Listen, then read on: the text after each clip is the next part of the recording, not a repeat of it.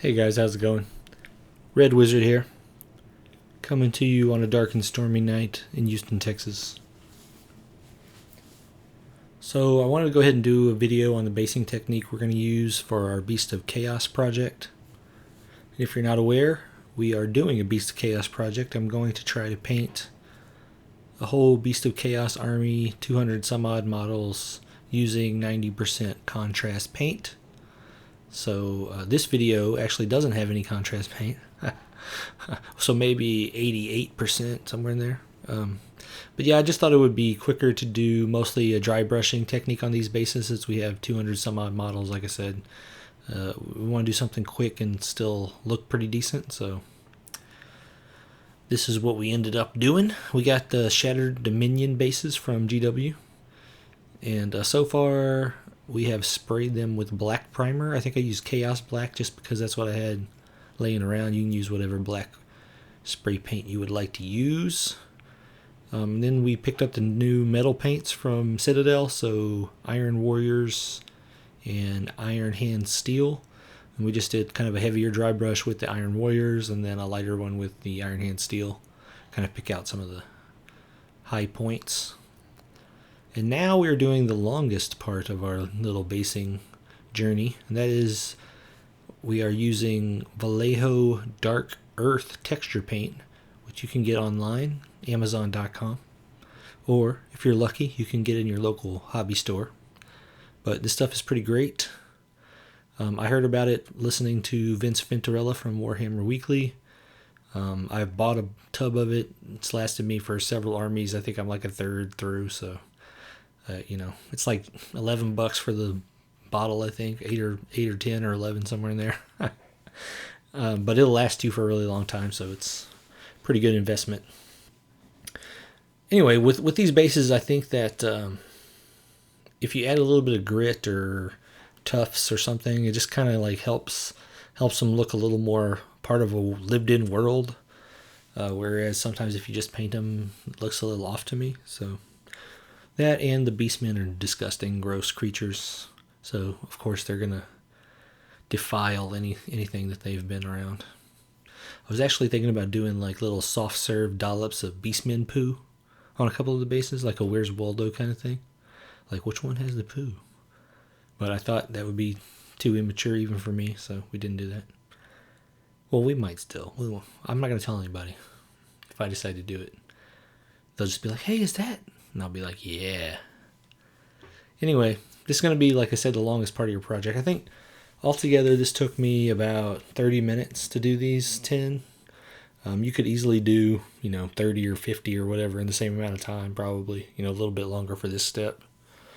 I would definitely recommend leaving them on the sprues. But yeah, by the time you do the, whatever, your 5th or 6th sprue, you should be able to go back to the first one, and this stuff should be pretty much dried. So now we're going to do some washes. Good old nun oil. We're going to use the gloss version to kind of bring some of the shine back into the metal, since we just scrubbed it with beastman poo. But yeah, just try not to put a bunch of it where your dirt, like little crevices where you put the dirt is. Wait. Don't put it where you placed your dirt. That was really bad English there for some reason. But anyway, we're going to do some other stuff in those crevices. We like crevices. But this is just going to help bring back a little bit of the shine and give it a little bit of color variation to your metal parts. And we're going to come back in later and do some more dry brushing and stuff. So for the overall project, I'm about halfway through the first big block of gore. So I think I've got, I don't know, hundreds of gore. And I'm going to do them kind of in unit types. So we'll do a video on the gore, do another video on the ungore, do another video on the best gore, then, their moms and their sisters and their daughters. And it's going to be great fun. But those videos should be coming out, I don't know, probably another one this weekend. But like I said, I wanted to kind of get this one out there before we got too deep into the other videos, since I had to do it before the other ones to kind of have something to put the guys on, right?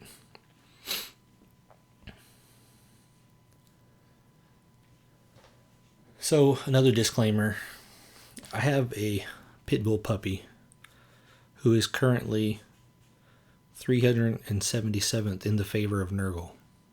He's a devout servant of Nurgle. So if you hear any obscene noises, grunting, flatulence, groaning, whatever, he changes it up. But if you hear any of that, clitter clatter of his little toenails outside of the door, I try to keep it to a minimum, but he's working his way up the chain. He wants to be, in the top 7. So he's got a long way to go, but he's dedicated. So if you hear anything, and that's all my videos. And if you've listened to the previous videos, the 2 or 3 of you guys that have, you know what I'm talking about. But anyway, he's on the loose tonight. He's been pretty good so far, but keep your fingers crossed, because you never know when Nurgle's going to strike. All right, so we got our Agrax Earthshade now, and we're going over those crevices like we talked about, kind of making them look a little bit dirty, like around where the mud and filth has been spread around by our beast horde. Don't go too crazy with this, because you want to kind of keep it to where you put the earth texture, so that it gives it a nice little pop.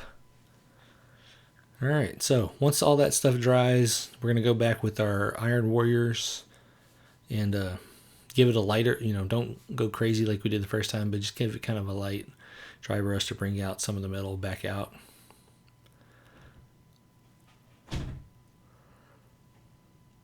And don't kill yourself worrying about like all the little details and rocks and shit, because you're going to have, whatever, if you do this exact army, you'll have hundreds of these bases out there, so don't kill yourself on one unless it's a hero base that you really want to work on. Or if you're using this for a different army that's, more elite, you might want to take a little bit more time. But by the time we're done, they look pretty good, and we didn't kill ourselves. So, don't spend 8 hours on each rock or whatever. Unless you want to, it's your hobby. So yeah, then we're going with the Iron Hand Steel too. Just give it a little bit of a dry brush to kind of pop those highlights back out a little bit. And now this is my favorite part. So we got our Screaming Bell out, and we're going to go over some of the symbols and whatnot on the bases to kind of make it look like they were made out of some kind of gold or copper or something. It's kind of rusted and gross looking from the filth, right? So just pick out the details you want, and then don't be perfect about it. Just kind of get it around where it is, because like I said, it'll look kind of like a rust effect, especially when we're done with all of our steps here. So it's starting to take shape, starting to look pretty good, right? If I may say so myself. The beastmen have been rubbing their asses all over this thing.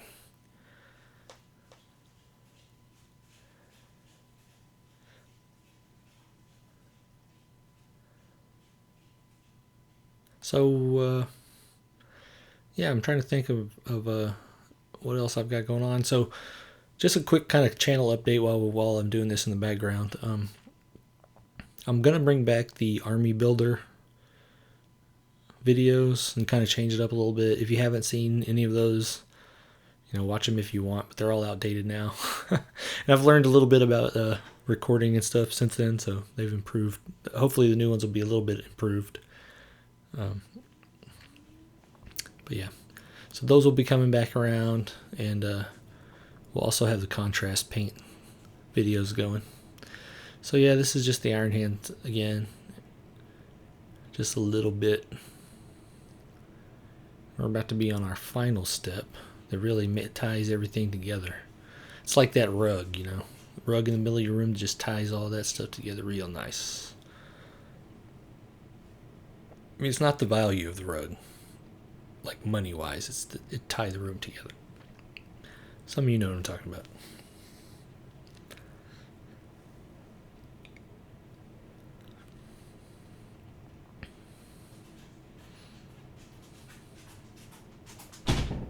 Uh-oh, it's Nurgle coming. Nurgle!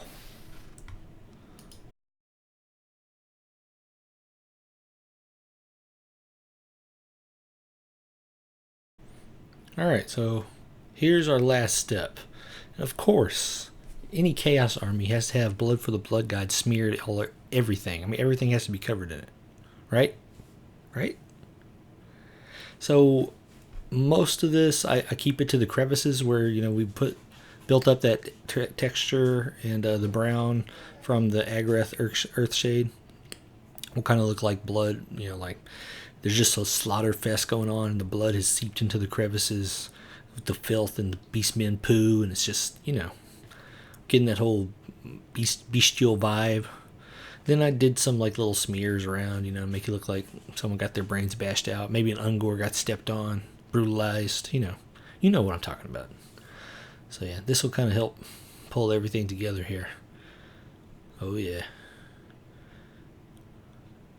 So many Ungor died in the making of this video. Behind the scenes. I couldn't show it because I didn't want the animal control people all over me, I love animals too, but you know what I'm saying. Would an Ungor be an animal? Or is that if you kill an Ungor, is that animal cruelty? Or is that like murder, like go to butt prison? Federal pound you in the butt prison. I don't know. I don't know the rules. So yeah, here we are. This is it. This is the last step. So, like I said, you can get a lot of these bad boys knocked out pretty quick, and I think they look pretty decent, especially since you're going to have, I don't know, like most of the list that I've come up with so far, there's 120, 150 models in the list, so you're going to have hordes of these guys. So the bases, as long as they look good from tabletop, I think you're going to be alright. So we will have another video coming pretty quickly. This is kind of just a gap filler video since I recorded it, and it's taken me a little bit longer to do the gore video than I thought. There's so many gore. So yeah, that'll be coming out pretty soon. 4th of July maybe. Maybe it'll be an American special. So I'm going to leave you guys here with this picture of Marv, and we'll be back soon. Peace.